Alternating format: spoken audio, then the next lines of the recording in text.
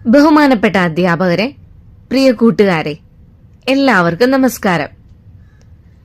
ബഹിരാകാശ ഗവേഷണ രംഗത്ത് ഇന്ത്യ കൈവരിച്ച ഏറ്റവും വലിയ നേട്ടങ്ങളിലൊന്നാണല്ലോ ചന്ദ്രയാൻ ദൗത്യങ്ങൾ.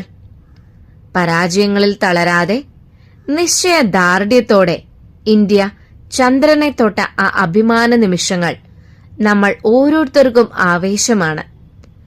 ആ ചരിത്ര നിമിഷങ്ങളെ ഒരു കൊച്ചു സ്കിറ്റിലൂടെ പുനരാവിഷ്കരിച്ചുകൊണ്ട് ഞങ്ങളിതാ നിങ്ങളുടെ മുന്നിലെത്തുന്നു. ഈ സ്കിറ്റിൽ വേഷമിടുന്ന ഞങ്ങളുടെ കൂട്ടുകാരെ നിങ്ങൾക്ക് പരിചയപ്പെടുത്താം. നമ്മുടെ ആദ്യ ചാന്ദ്ര ദൗത്യമായ ചന്ദ്രയാൻ 1 നിങ്ങളുടെ മുന്നിലെത്തുന്നത് 7ാം ക്ലാസ് വിദ്യാർത്ഥിയായ മുഹമ്മദ് ഫാസ്. പ്രതീക്ഷകൾ നൽകി ചന്ദ്രനിലേക്ക് കുതിച്ച ചന്ദ്രയാൻ 2 വേഷമിടുന്നത് 7ാം ക്ലാസ് വിദ്യാർത്ഥി നീരജ്. ഇന്ത്യയുടെ അഭിമാന വാനോളമുയർത്തിയ ചന്ദ്രയാൻ 3 എത്തുന്നത് 5ാം ക്ലാസ് വിദ്യാർത്ഥി ആന്റണി. രാപ്പകലില്ലാതെ ഇതിനായി കഷ്ടപ്പെട്ട ISRO ശാസ്ത്രജ്ഞനായി വേഷമിടുന്നത് 7ാം ക്ലാസ് വിദ്യാർത്ഥി നെഹമൽ. ഇവരെ കാത്തിരിക്കുന്ന ചന്ദ്രനായി വരുന്നത് 7ാം ക്ലാസ് വിദ്യാർത്ഥിനി ഭദ്ര. അപ്പോ കൂട്ടുകാരെ, ഇന്ത്യയുടെ അഭിമാന യാത്രയുടെ കഥ കാണാൻ എല്ലാവരും തയ്യാറല്ലേ? ഇതാ ഞങ്ങളുടെ കൊച്ചു നാടകം തുടങ്ങുകയായി. ചന്ദ്രയാൻ, ചന്ദ്രയാൻ, ഇന്ത്യയുടെ ചാന്ദ്രവിസ്മയം, ചാന്ദ്രവിസ്മയം, ചാന്ദ്രവിസ്മയം, ചാന്ദ്ര.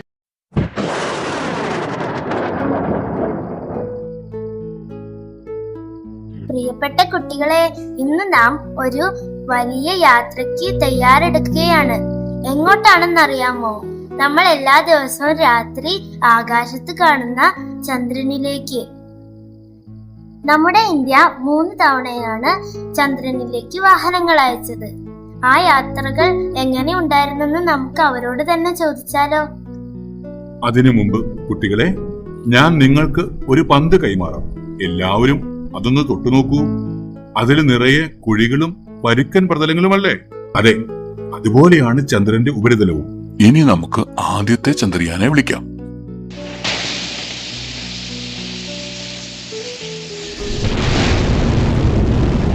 ഹലോ കൂട്ടുകാരെ, ഞാനാണ് ചന്ദ്രയാൻ 1. ഇന്ത്യ ചന്ദ്രനിലേക്ക് അയച്ച ആദ്യത്തെ വാഹനമാണ് ഞാൻ. 2008 PSLV എന്ന റോക്കറ്റിലേറിയാണ് ഞാൻ പോയത്. ചന്ദ്രയാൻ 1 ചന്ദ്രനിൽ പോയിട്ട് എന്തൊക്കെയാണ് കണ്ടത്? ഞാൻ ചന്ദ്രന് ചുറ്റും ഇറങ്ങി ഒരുപാട് ചിത്രങ്ങൾ എടുത്തു. ഞാൻ വലിയൊരു രഹസ്യം കണ്ടുപിടിച്ചു. എന്താണെന്നറിയാമോ? ചന്ദ്രനിൽ വെള്ളത്തിന്റെ അംശമുണ്ട്.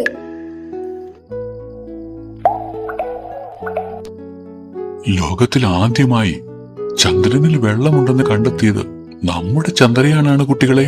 3, 2, 1. We have ignition. ഞാൻ ചന്ദ്രയാൻ 2. ചന്ദ്രയാൻ 1 പോയി 10 വർഷത്തിന് ശേഷം 2019 ആണ് ഞാൻ യാത്ര തിരിച്ചത്. ഞാൻ കുറച്ചുകൂടി വലിയ ആളായിരുന്നു. ചന്ദ്രന്റെ ദക്ഷിണ ധ്രുവത്തിൽ ഇറങ്ങാനായിരുന്നു എന്റെ പ്ലാൻ. എന്നിട്ട് എന്ത് സംഭവിച്ചു ചന്ദ്രയാൻ 2? ഞാൻ എന്റെ കൂടെ വിക്രം എന്ന പേരുള്ള ലാൻഡറിനെയും അതിനുള്ളിൽ പ്രഗ്യാൻ എന്നൊരു കുഞ്ഞൻ റോവറിനെയും കൊണ്ടുപോയിരുന്നു.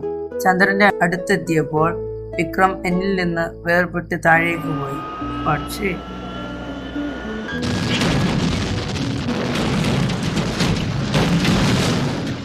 വിക്രം തകർന്നുപോയി. പക്ഷേ നിങ്ങൾ വിഷമിക്കേണ്ട, ഞാൻ ഇപ്പോഴും ചന്ദ്രന് ചുറ്റും കറങ്ങി അവിടെ നിന്നുള്ള വിവരങ്ങൾ ഭൂമിയിലേക്ക് അയക്കുന്നുണ്ട്. ചന്ദ്രയാൻ 2ന്റെ അനുഭവം നമുക്കൊരു വലിയ പാഠമായിരുന്നു. എന്താണ് തെറ്റുപറ്റിയത് എന്ന് നമ്മുടെ ശാസ്ത്രജ്ഞർ സൂക്ഷ്മമായി പഠിച്ചു. അതിന്റെ കുറവുകളെല്ലാം പരിഹരിച്ച് അവർ ഒരു പുതിയ ആളെ അയച്ചു. ഇതാ അവൻ വരുന്നു.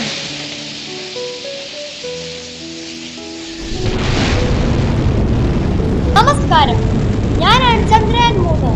2023 ഞാൻ പോയത്. ചന്ദ്രയാൻ 2 പറ്റിയ അബദ്ധങ്ങൾ മനസ്സിലാക്കി വളരെ കരുതലോടെയാണ് ഞാൻ പോയത്.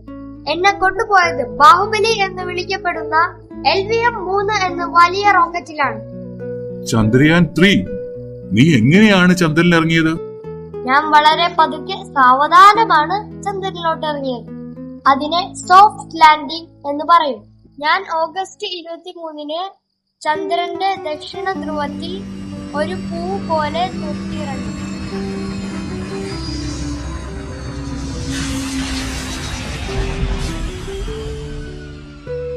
അതിനുശേഷം എന്റെ ഉള്ളിൽ നിന്ന് പ്രഗ്യാൻ എന്ന കുഞ്ഞൻ റോവർ പുറത്തിറങ്ങി. അവന് 6 ചക്രങ്ങൾ ഉണ്ടായിരുന്നു. കുട്ടികളെ, ഈ ചക്രങ്ങളുള്ള വണ്ടി ഒന്ന് തൊട്ടു നോക്കൂ.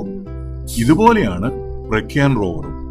അവൻ ചന്ദ്രനിലെ പ്രതലത്തിൽ ഉരുണ്ടു നടന്ന് അവിടുത്തെ മണ്ണും താപനിലയും എല്ലാം പരിശോധിച്ച് വിവരങ്ങൾ ഭൂമിയിലേക്ക് അയച്ചു തന്നു. ചന്ദ്രന്റെ ദക്ഷിണ ധ്രുവത്തിൽ ഇറങ്ങുന്ന ലോകത്തിലെ ആദ്യത്തെ രാജ്യമായി ഇന്ത്യ മാറി. കേട്ടല്ലോ കുട്ടികളെ, പരാജയത്തിൽ നിന്നും പാഠം പഠിച്ചാൽ വലിയ വിജയം നമുക്ക് സ്വന്തമാക്കാൻ സാധിക്കും എന്നാണ് ചന്ദ്രയാൻ ദൗത്യങ്ങൾ നമുക്ക് മനസ്സിലാക്കി തരുന്നത്. നാം ശ്രമം ഒരിക്കലും ഉപേക്ഷിക്കരുത്. അതെ, ഇന്ത്യയുടെ ഈ വലിയ വിജയത്തിന് നമുക്ക് എല്ലാവർക്കും ചേർന്ന് ഇന്ത്യക്ക് വലിയൊരു സല്യൂട്ട് നൽകാം.